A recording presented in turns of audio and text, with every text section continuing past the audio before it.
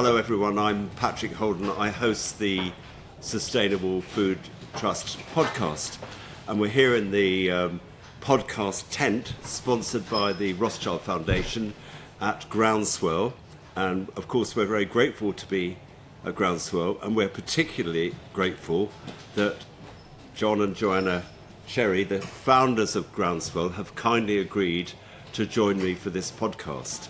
So welcome, John and Joanna, and thank you. It means a lot to me that you're here. Thank you very much. Thank you for asking us. Yeah. Well, I mean, it's pretty much of an honour, especially given that it's the 10th anniversary of Groundswell. And I would like to know about the DNA of how it happened, because it's always, stories are important, aren't they? And origin stories are particularly interesting. Well, it took a little, like it's a long road to actually making something happen. But we started farming different. I always wanted to be organic secretly, but I can tell you, Patrick. But when I left university, I came home and everyone said it's not possible. So what wrong in a way? Yeah. I mean, only mad people. Only mad people. Yeah, not pointing any peer fingers. pressure too. It's, lots of people in your family. The family and everybody and all the advisors now. Anyway, so we farmed conventionally for a long time, and then when I discovered no-till farming, which wasn't quite organic, but it was an opportunity to actually make the soil better, because I was conscious that our soil was getting worse and worse. You were, so were you just growing more or less continuous arable crops? More or less. We didn't have any grass in the rotation. We had a few cattle on permanent grassland. But very typical. We were doing what everybody else did, and it made money because cereals were worth a bit and the inputs weren't too much. But I was aware that it was getting more and more difficult to knock the soil into any kind of shape. And having read Lady Balfour and Sir Albert Howard and people at university. Did you? Did, because I was so annoyed by the way they taught agriculture, because there was nothing about organic. I did my dissertation on organic farming. Bloody hell, I didn't know that. So which university? This was Reading. Huh. This was Reading in 1980 something. Sonning. 81 or something. Sonning, right. It was, and I had a lovely time, but I learned nearly nothing about farming, but a lot about, they wanted us to learn about chemicals and all that kind of thing. But then you joined the Green Party. Joined the Ecology Party. Ecology Party, yeah. Wow, but it was pretty all radical then, I didn't know that. Oh yeah, no, it was all, spent time in prison for painting things on motorway bridges and that kind of thing. I was, anyway, but that was in those days. And came home, and it wasn't quite that simple. So conventional farming. But I was always sort of obsessed about the soil. But was destroying it, by the way we were farming, and got very excited when we realised we could not disturb it, but just use a bit of glyphosate and improve the soil. And we went down this route. We went to America, didn't we? To Kansas, to their No-Till on the Plains conference. Wow. And I tagged along because I thought it sounded just funny. And I was really gripped by the story of that, which was that the Americans were so ahead in this because they'd had to find a way to farm without disturbing the soil because the prairies had blown away. Yeah. So necessity being the mother of invention, they'd got a good sort of handle on what to do. So off we went. We did a sort of road trip to Kansas, and it was fun. And I thought I would just perhaps spend half a day there, and then go and explore Salina, which is the the town where there was a big conference centre, and that's where the Land Institute. Same Wichita. place. Yes, that's where the Land Institute's the other side of the town, and we went to the Land Institute. Well, a bit later actually, and said, do you ever go to No-Till on the Plains? They said, what's that? And wow. There's no. They all live in quite a small town. And there were thousands of people at the No-Till on the Plains. Where's Jackson? Where's Jackson? Yeah, didn't meet him unfortunately. No, but we had people like, I'll tell you, Gabe Brown was there. David Montgomery had just written that book, Dirt. And he was for me, that thing that convinced me that this was the most exciting thing that had ever happened, was that he'd just written Dirt as a geologist and was talking about how when he wrote that book, he thought we were just every civilization basically buggered up their own soil, and then civilizations would fall, like the Romans, the Greeks, and then desertification would happen, and then we'd have to move our growing to another place, and then it would all start again, and that's just what happened. That was the book he'd written. And when he arrived to give a talk about that book at No Till on the Plains, he had to listen to lots of talks with farmers talking about doing all different ways, and with rainfall simulator things. They had those there, which I thought was quite magical, where we saw the water all infiltrating on unploughed land, and the difference between all this stuff. And it was so exciting to him that when he got his turn to talk, he said, I never knew there was a solution. I never knew you could turn it back the other way. So he was lit up, and something about a speaker being that in awe of something that is very infectious. So literally everybody, some people said, oh yeah, we've known about this for ages, but a lot of people were re-enthused by his kind of enthusiasm. I get that. And that's when I said to John, do you know something, we've got to bring this story to England. And he said, well, I've been talking to, I think it was Bayes, wasn't it? No. It was there's something called the No-Till Alliance, which was the kind of early incarnation of Bayes, organised by people like Will Scale, who I think farms on the coast further across from you, and Simon Cowell and Simon Charles. There's a few no-till pioneers. And had they been influenced by US farmers as well? Or? Well, yeah, Jim Bullock as well. I mean, they just they'd heard about what was going on, and they'd been trying it out, and they communicated via the British Farming Forum, which is a forerunner to the Farming Forum. Oh, are you a member of that? Yeah.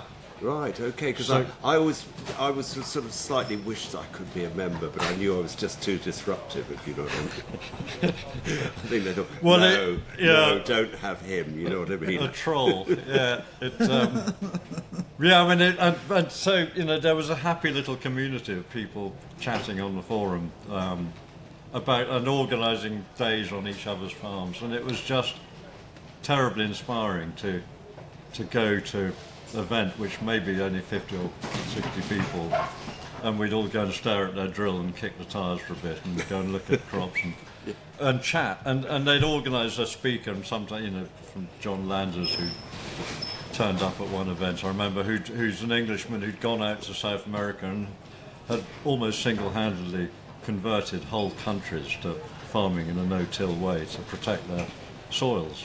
So this was what years was this? 2014? Okay. 13? It's a bit, yeah. 12, So sometime 13, before 14. the first festival. Because we came back from Kansas thinking we've got to do something. Well, no, John had this idea that we'd do something like No-Till on the Plains, but on farm with a bit like cereals had those demonstration machines. So we'd sort of fuse the two and do a kind of like fusion of that concept. And it make it much more exciting because it wasn't in a conference centre with those parked machines indoors, and it was in the winter, and it would actually happen in the summer. And so all of that was kind of decided then. And then also I blagged it into the green room to talk to the speakers by pretending I was from the BBC and thinking of making a documentary. Which it worked. Yeah. You know how English accents really kind of open doors in America. You just have to sound authoritative. Love English accents. Yeah, you sound as posh as possible. And I just, this is really important work, and we're thinking. Anyway, so we actually had an interview with Gabe Brown at the time. Oh, great. During which time he did admit, he said last year when he came, I did know that you weren't right. You did admit to me that you weren't really from the BBC, but I thought it was very funny that you wanted to instantly make a film, because I came from an arts background, and I thought this is such a story, and really the only way to do it is make a documentary. Absolutely. I don't know, why is nobody talking about this? It seems so obvious. That would be job done. Then we thought, and then John said about let's do it as a bit of a festival as well, and sort of fuse the two. And so we came back, and then it was a question of convincing everyone there'd be an audience. So you've got a farm here, which is it sort of two farms really? Or it is now, but it wasn't 2 farms, then. yeah. It wasn't, okay. We were farming 2,500 acres between Paul and me, between us two. And with this farm recently come into, it was a whole lot of abandoned buildings, just this Lannock farm here. And there was a huge 170-acre field on the other side of the road. So I sort of pictured the whole thing with demos, lots of tractors and no-till drills on the field on the other side of the road, and a couple of big barns here we converted into sort of lecture theatres, and we flew in. Half the cast from No Till on the Plains. So Jill Clapperton. Jill Clapperton. And Brilliant. we'd made those connections, in the green room. And got various kind of, people like Mike Donovan who's Practical Farm Ideas, the wonderful magazine. But he was, bumped into him just outside here before we came in. He was talking in one of the tents on the first year. But there was a bit of a persuasion job to be done, wasn't there? Well, because it was very lucky, because John's brother Paul was quite kind of nervous about that, which you can understand. Yes. Setting up a show and then nobody turning up. Yes. And It would look who would embarrassing, come and how would we reach them and all that.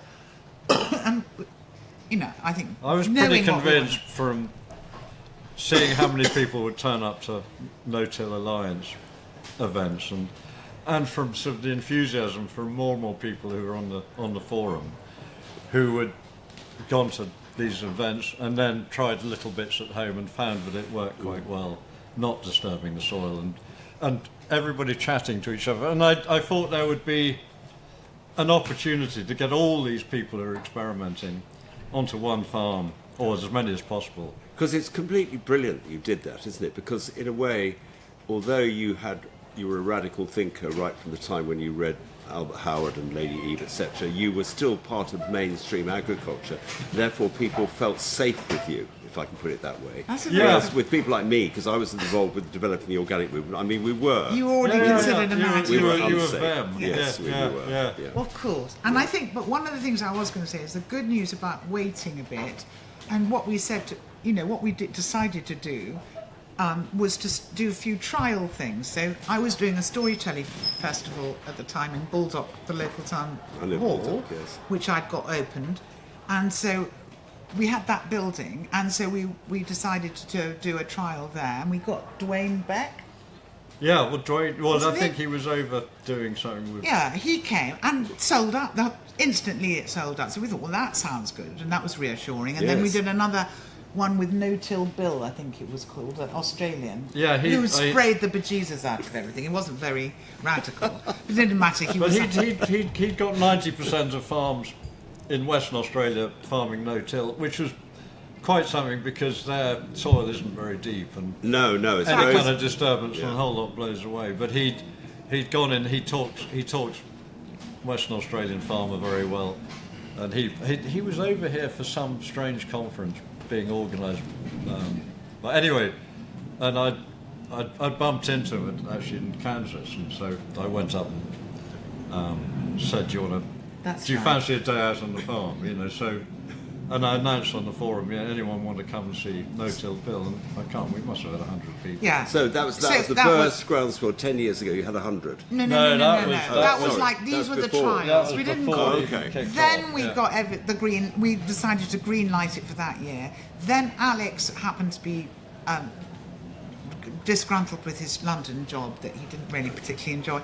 And he'd been organising So Alex being John's nephew, Paul's son. Yes. Yeah, right. So he's now become really one of the main. Yeah, because he's our event director. Yeah. Because he was already doing a really good job doing a rave on the farm every year and really clearly very clever at it, and did all the sort of tricky bits and made it look interesting and clever and kind of a good event director, which is kind of like what we needed. You need I'd employed event directors before, so I knew exactly what I could and couldn't do. And I can do vision, I can't do details. So you need a really good person who's got all over everything and who's exhibiting, and there's lots of moving parts. Yeah. So it was great. So this little team started up, and we had 400 people the first year. I didn't come. I think we had one. I don't think I didn't know about it. No, it was very niche, darling. You wouldn't have known. Yeah, we didn't advertise. We didn't tell you. We thought you might be trouble. And Yes, well, quite right. I definitely would have been. And also, I think I've at the had time therapy we were since then. perceived to be a bit like like, I think this is an important point, that I think at the time people suspected that it was no-till versus, everything was versus something, versus organic, or that somehow there was going to be a different tribe that we were going to... Yeah. And I was really keen, because the arts organisations do not work like that. They're very collaborative, instinctively. They're just DNA is like if a show in the next door theatre is not doing well, you paper the house in your show and you give them free tickets. You know, you really help each other out. That's kind of like life should be.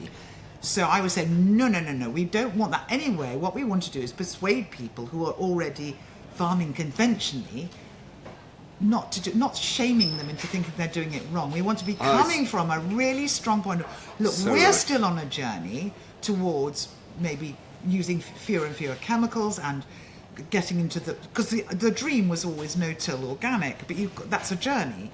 So this is how and it doesn't matter where you are on the journey, we've all done it wrong at some stage or other, and we've all got the wrong end of the stick. And the one thing we didn't want to do was make the mistake that I feel that organic did do, which is by make themselves separate and quite cross. I'm going to say this. I think you're right, and that was partly my fault. No. I think it was partly my fault. How we all behaved in those things. We all formed camps and fought with each other. We were so sure we were right, and so we had to Exactly. be oppositional about it. And Yes. I think we You push people unintentionally, with the benefit of hindsight, polarised the conventional farming community. And I think what you've done is healing that, and I'd like to think. Oh, that's lovely of you to say. I do think that, and Well, I think there's even a conversation to have about what goes forward from here, because there's still this big discussion going on about what is either or. Yes, and what's the definition and how Yeah. we deal Don't with want it. to define anything. Whoa, once I you define completely it, agree. once you define it, you stop it, because then you say, right, okay, it's defined. It's now set in stone, and from now that's it. And then we aren't doing it any different, and that's slightly kind I of completely unhelpful. agree, and I think that It's got to be moving. Ours was a line drawing exercise, but we had a meeting literally round the back of our tent this morning with about 15 people, talking about how we can reconcile this schism or risk of a schism between the organic movement and the regenerative movement, and what that would look like. Yeah. And it was a very positive meeting. Good. It was just like your arts world. Yeah, good. So that's good. Good. And I think there's something lovely about it too, is that now that we're doing ground school, this is like a flash forward 10 years. Okay? Yes. So we must. I don't want to gloss over the 10 years. I just want to make the point that's linked to that. Yes. What we do realise is that now that we are actually moving into being ourselves on our half of the farm, permaculture, and going towards organic now. So there are two farming systems going on here now. You're managing half, and Paul Paul and the Alex family are doing yeah. another half. And is there I'm not saying there's a divergence, but are they more sort of stuck into the system that you were used to and not as radical as you, or where is it on that? Well, I think Paul's kind of gone more regen chem, or chem regen or whatever. I mean, he's happy to use all the Regen tools. chems are Well, there very is fun. All the tools in the toolbox. Yeah, that's Because he that's thought the phrase. way I was doing it was perhaps a little little bit bit too unprofitable or too. Yeah, Anyway, well, the interesting thing is he's probably not wrong. I know. That's the And that's thing. going to be well, and there'll I be know. learnings from that. Yes. because we'll be able to- So I mean, the whole we said, thing, you've got to make it pay, otherwise people Yeah. aren't going to do it. So we, Paul and I said, well, okay, let's just go our own way, but we can actually use our separate accounts to prove a point, or Love it. it's something to talk about, because it's it's on a farm scale exercise in comparing different ways of doing Well, I mean, if we're honest, the organic project, we didn't understand about externalities and true cost accounting, and we certainly didn't understand about climate change. We just thought it's the right thing to do, man. Let's do it. And if we tell a story about what we're doing, then people can pay for the extra difference in the marketplace.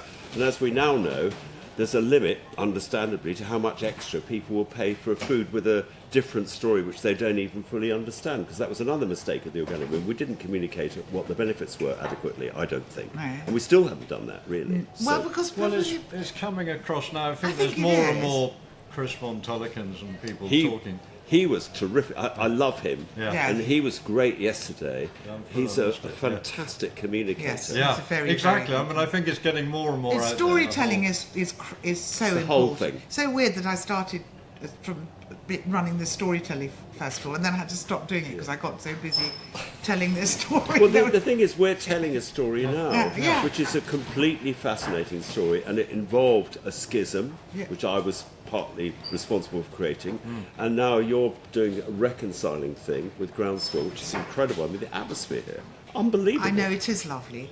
And there is something really interesting about this, which is I was trained to watch audiences because, well, first of all, I did as a performer. When people come towards, when they're watching and they move their whole body forward unconsciously, you think, oh, I've got you now, I've got you. And so you start remembering, when the next night when you do the same play, you sort of do exactly the same thing to make that happen. So there's some part of your brain that's always noticing audiences.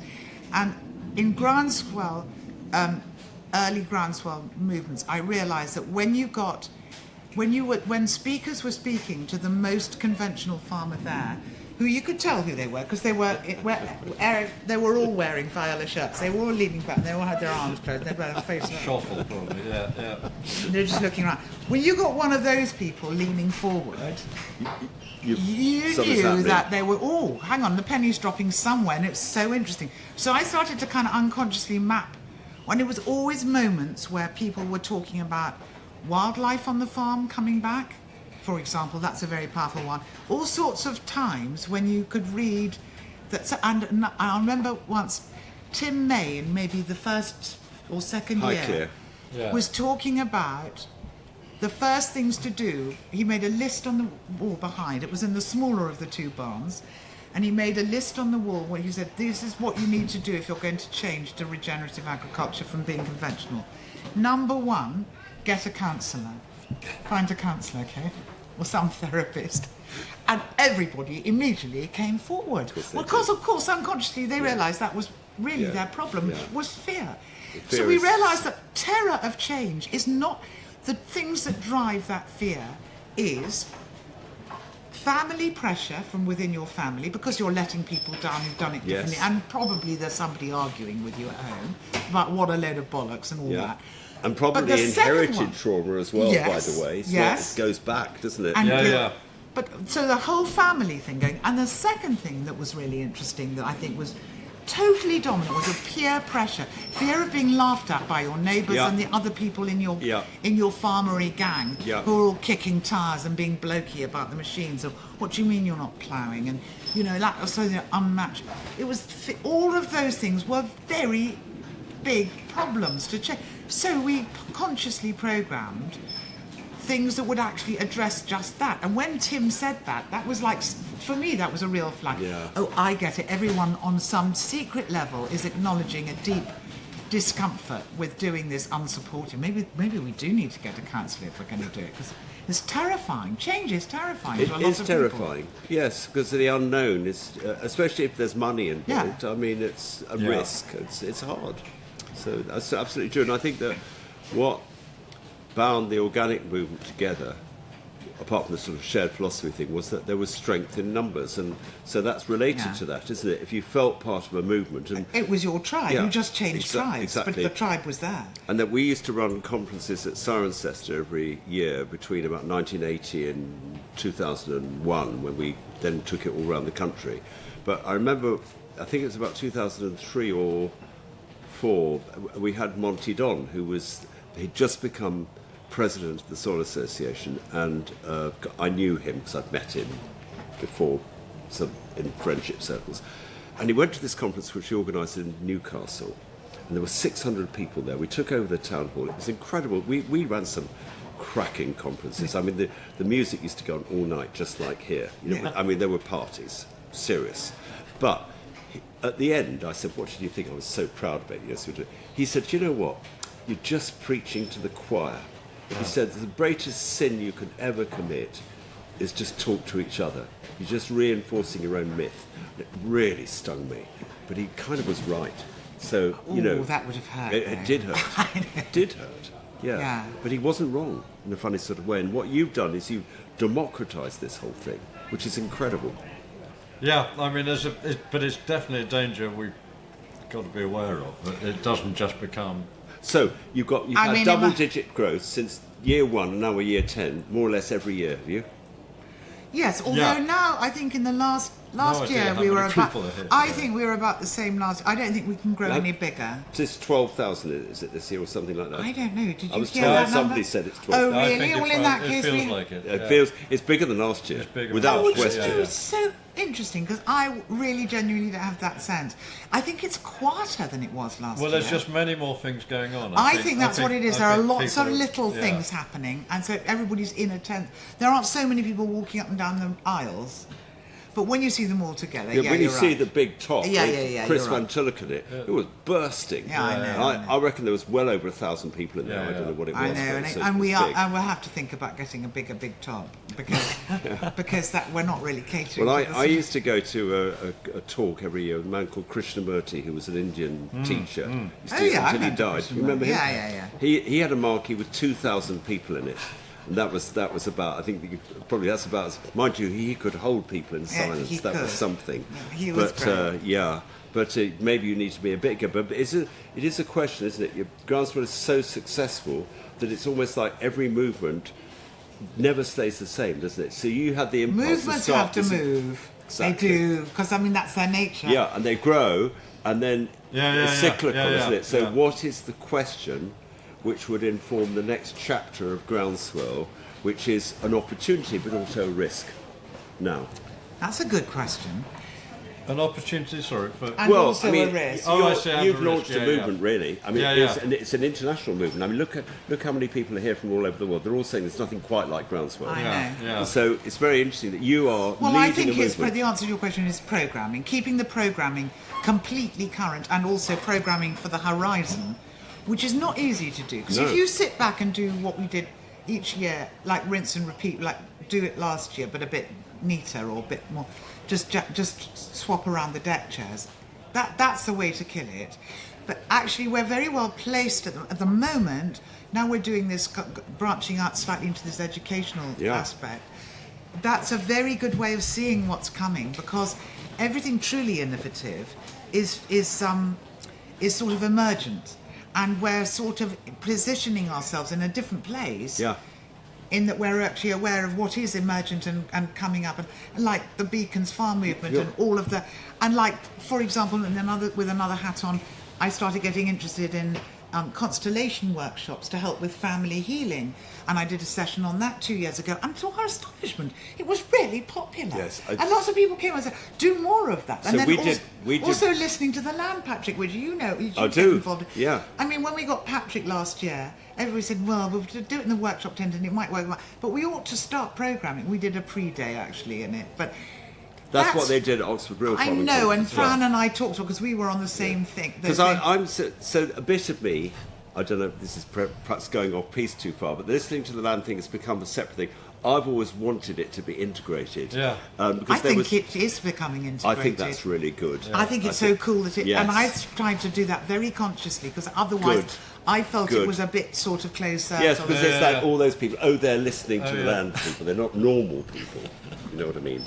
Proper. But of course, you said it to me at an Oxford Real Farming Conference. You said, of course, we will secretly go and talk to our trees and our cows. We aren't out of the closet Yeah, about well, it. I'm a bit more out than I used to be. Yeah, but you Because know, I you just get think it. you have to be. Most Yeah. farmers on the course I did at 42 acres, there were several farmers. In fact, I think they were all farmers.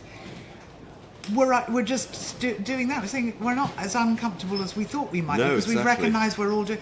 But they were talking about their cows, and before they send their cows to the abattoir, No, you've saying got to goodbye to say them thank and you. explaining Yeah. what they were there It's for, important. and Exactly, and so- almost a ceremonial aspect to before. And I thought, I didn't realise that people, this is really amazing. I mean, it was a and revelation. so many people are like that. So I went to a conference once at Wiston, which is where Churchill was at weekends during the war, some place in Kent or something.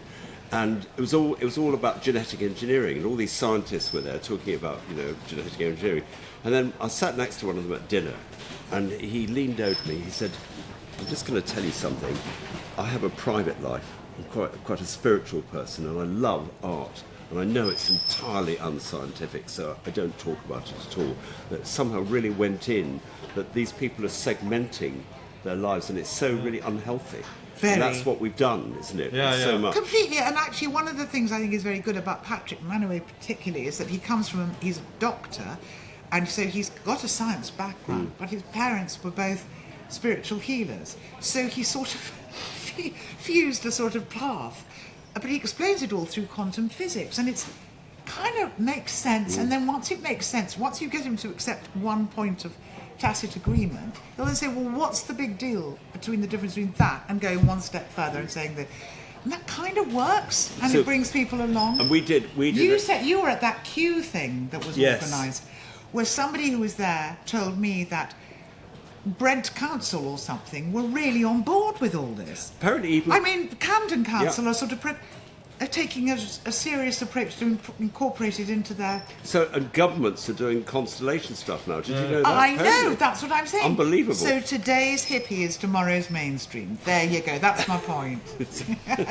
Well, and that's how you have to programme for the edges. Even if they say, Groundswell's becoming all hippie now. There's also a lot more stuff going on where scientists are discovering extraordinary things that bacteria are doing. They're catching up, aren't they? They're with catching intuition. up, exactly. Well, and it's just, we just don't know the half of any of it. Exactly. It's all... That's what I feel. We've been on our farm 53 years now. Yeah. I feel as if I know nothing. Exactly. I'm right at the beginning, Yeah. And that's such a good thing, really, isn't it? It's fantastic. It's so exciting. Yeah. Yeah. Well, I don't know where we go from here. I mean, it's very exciting to learn what we've just been discussing about the future of Groundswell, because it sounds to me, that sounds unbelievably healthy, a tiny bit risky, but actually in the current environment not that risky. People are ready for this. Yeah. And even if, I think what we've got to be careful of, and we're very conscious of this as a team, is that farmers are still coming. That we don't by mistake start programming things which a completely different cohort come. Yeah. Although who is to say that cohort isn't just as important in spreading the word? Yeah. Even as consumers or influencers or journalists or demand. It's not just farmers who have got to be persuaded. It's other people who will put pressure on them. We, the farming community, need to invest in the education of the public, because unless they understand the story behind their food and the issues that we discuss here at Groundswell, they won't be behind us, and we need to get them behind us. Which is why your Beacon Farm thing is so cool. That was a great session yesterday, which was brilliant that you hosted that, and it was really crowded, and I think we've got now, around 50 plus, and the number seems to be, escalating. Farms, so the Beacon Farms, our criteria are not organic, but moving from a chemical to a biologically based system. So we want to be open, not closed. That's very lovely. Facilities to host visitors. It could be just a barn and a loo, or anything up from there. Yeah. And finally, to your earlier point, storytelling. Yeah. So we need to help each other be better storytellers. And I think there's no limit to what we can do if we have a network, a sort of mycelial network of farms as educational platforms. And we're not trying to control this. We just want to start it off and see how it create spreads. the network. Yeah. Because mycelia has this wonderful way of spreading itself. Actually, we had when we started Ground School, which was only a year ago, we made a conscious effort to copy the mycelia and not have an outcomes-driven business. Perfect. And so we're not going to plan now what we're going to teach or who to. We just know we want to start a learning centre on farm and make the farm a show and tell space. So make the farm as exciting as possible so that it's got lots of dynamic activity on it, in order to say this isn't working too well, but we're trying, and we think we might do it this way in the future, which might make it work better. So nothing is about creating a perfect model. It's about just having a go and drawing lots of enterprises onto the farm and see how they react with each other and create a narrative and a story. So it's kind of exciting because it lets you off the hook. There's nothing more stressful than an outcome. Yes. I mean, once you're working to an outcome and you've made the words business plan, don't they fill you with horror? I mean, But actually, this makes no sense. And directly related to this, back to the schism with the organic movement, we are, as you're going to shortly find out, because I'm so thrilled that you're going to be coming to our farm in a couple of weeks. We're making cheese from our milk. We're a dairy herd with less than 100 cows. We'd be a statistic if we weren't making cheese, because you can't make it with less than 100 cows because of the price of milk these days. We're having to sell the cheese at a price which is off-putting to people who buy cheap cheese. And it's the same with the carrots. We're growing carrots in schools, and we're lucky enough to get getting paid for them, and that's the whole discussion we're going to have. But it's a huge issue, isn't it? How we can make, if we're going to make regenerative farming mainstream, it has to work for the farmers in terms of their profitability, and it also has to work for people who want to eat good food. And it seems to me that those two challenges are related. And you just said something quite negative about outcomes, but I wonder whether the reconciliation of the schism, if there is one, between the organic movement and the regen movement is measurement. So in other words, I'm certified every year as an organic farmer. It's really, I'm going to say this, it's a cheating audit. It tells me I'm not cheating. I designed the bloody thing, so I can be critical of it. Yeah. And I think what we need, and I'm spending about £3,000 a year, we are spending £3,000 a year on our certification. I would much rather have an audit which measured the impact of my farming system on soil carbon, on biodiversity, and on nutritional density of my food and on my education. Gave me a score, and then I could be paid public money for public goods, which is what Michael Gove said. Yeah. And then if I got enough money per acre, let's say we're getting, say, £100 an acre from DEFRA, or what, in our case, the Welsh Government, in this post-Brexit stuff. But if I got another £100 for my public goods, then a lot of farmers here at Groundswell would think, hang on a minute, this looks as if it might be a viable business opportunity. Because at the moment, I think if you did a Vox Pops tour of farmers like, what's her name, did this morning, Charlotte Smith did it. Did you hear Farming Today? I didn't. So she basically went round Groundswell and said, what do you think? And they said, well, we're learning a lot. You know, there are a lot of people learning. But if you said to them, well, are you going to go to mixed farming, the sort of thing, so you are actually going to take half the farm, are you, towards an organic system now? Yeah. Well, that's incredible to me. I mean, obviously, it means a lot to me, but I don't want this to perpetuate the schism. So, No, it won't do. It's no. just a personal. It's just that this is. I think it's a journey, and I think it's really important to. That's what you're obviously right from the beginning have described what you were thinking at school and how it felt. That was a long time ago. I know, but it doesn't matter. The germ of it was always your intention. At school? Well, at college, you know. University, anyway. Yeah. At Reading? Yeah, Reading. Yeah. Yes, yeah. Well, how did you find out about Lady Eve and Sir Albert Howard and all that? Oh, well, because I had the books in the library. Well, you had to kind of hunt them out a bit. So Professor Colin Spedding was Colin there. Spedding. Yeah, he was very good, Colin Spedding. I mean, he talked about systems, agricultural systems, which effectively, he was way ahead of his time, but he didn't teach it in that interesting a way. But if all the farmers here are going to shift, because you are slightly mad, aren't you? I mean, I'm certifiable, but I mean, you're orthodoxy challenging people, and so only because the orthodoxy is wrong. Absolutely, and you've removed the fear from all the people who are here, so that's great. But they're still my point is, they're confronting a financial challenge. Yes, but I think this whole thing about the low inputs surely that's an incredibly persuasive argument. But also, as fertiliser goes up and becomes more and more expensive. I mean, surely people who are not spending all that money on diesel, on machinery, on. I think the Sustainable Food Trust thing about the true cost accounting is so important, because actually, if we did do true cost accounting, but the real cost of cheap food makes it unbelievably expensive, and so producing good food, it would become the default option. Yeah, if we getting that, because Emma Reynolds was here, the Secretary of State, she was just rehearsing to go in the big pot. I know. So what she was probably thinking, because she's being interviewed by the Farmers Weekly guy, thinking, what are farmers going to criticise me of? And I don't think what she may understand is that it is, in the end, it is about the money. And at the moment, if you pollute, the polluter doesn't pay, and the public goods aren't rewarded. So it's like a double headwind, isn't it? If you're trying to do the right thing, you're having to compete against farmers who are not responsible for the damage they're causing, no fault of the farmers, because the polluter pay principle isn't applied, and you're not getting the rewards for the soil carbon or the education or the whatever you're doing. Or human health in the NHS having to, So if we could crack that, because then that would really move things. Well, but it's not an easy thing to get on your calculator and work, for the government to do, to create a.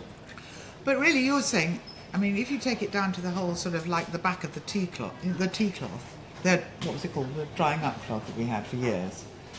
With the 5 principles, and then there are 6 principles. The tea towel, Tea towel, there's the word.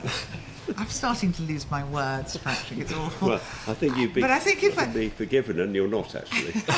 Well, I think the thing is about, if you take that as an example, it's changing because we had to keep changing the tea towels. So, you know, the trouble is with fixing it, fixing anything, is saying we've arrived at this point and this is where we arrived. Now we've got to make everyone conform to this. When the edges want to grow on because they want to go on spreading and doing something new. So I think we've just got to be careful. That's what I mean about outcomes.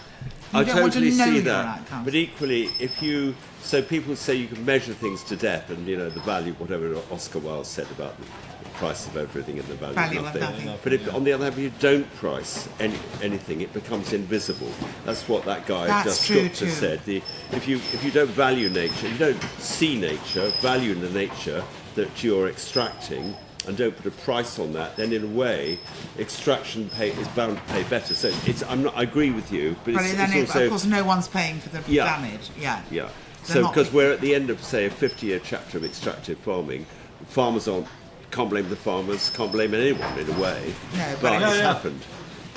Very unfortunate. Well, look, for me, this has been magical, this conversation, and also very inspiring. I'm inspired by both of you. And I think I can speak on behalf of the whole country, actually, in thanking you for what you've done in creating Groundswell, and also congratulating you for your 10th anniversary. Thank you so much, Patrick. That's really lovely. And bless you for what you've done. And also, I just love your openness. So it feels very optimistic to me that you will find a way to move into the next chapter of Groundswell, and it will continue to flourish. Thank you. Well, let's hope so. Cross fingers and all that. Well, thank you both, and thank you everyone for staying with us. I hope you feel as I do that this was a very important conversation. I hope it'll get out there. I'm sure it will. So bless you, John and Joanna. Thank you. Thank you very much. Look at the audience. Brilliant.